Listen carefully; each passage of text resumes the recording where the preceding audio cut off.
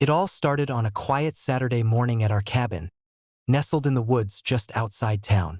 My wife and I had been planning a simple weekend getaway, coffee on the porch, reading by the fireplace, and a long walk through the trails. But that peaceful routine was shattered when Karen, the notorious HOA president, decided to intervene. Weeks earlier, we had received a letter from the HOA claiming we owed a $2,500 fine for unauthorized modifications to our property.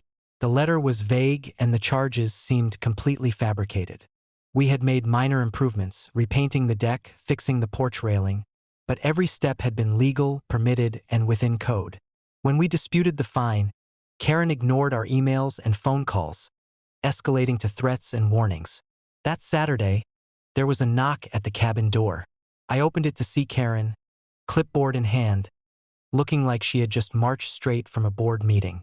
She demanded that I pay the fine immediately or face serious consequences. When I calmly explained that the fine was baseless, she rolled her eyes and muttered something about enforcing the rules the proper way. And then she did something I didn't expect. She called the cops. Within minutes, a patrol car arrived, lights flashing. Karen waved at the officer, pointing to me and my wife, claiming that we were refusing to comply with HOA rules and needed to be cited or worse.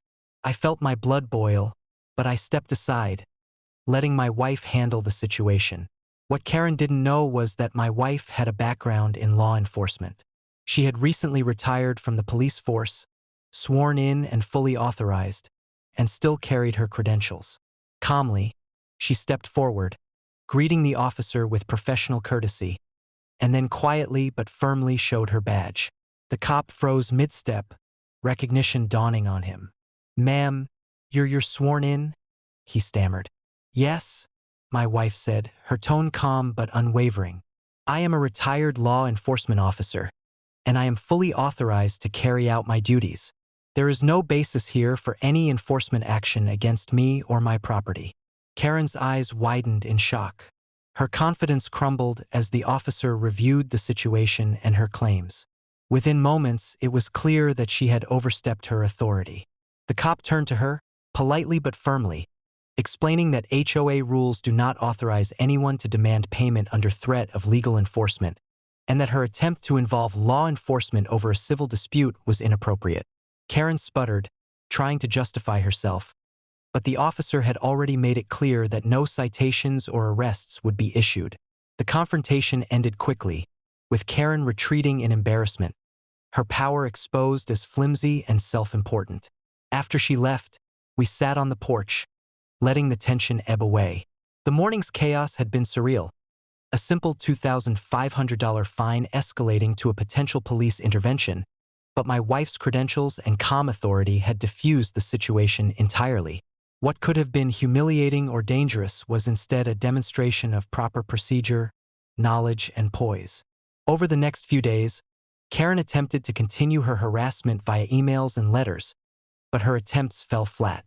With the knowledge that my wife's authority as a sworn officer could be verified at any moment, her intimidation tactics lost all power. The HOA's overreach was exposed, and we finally enjoyed the peace and solitude of our cabin without further interference. Looking back, the incident was a stark reminder of how quickly assumptions and arrogance can backfire.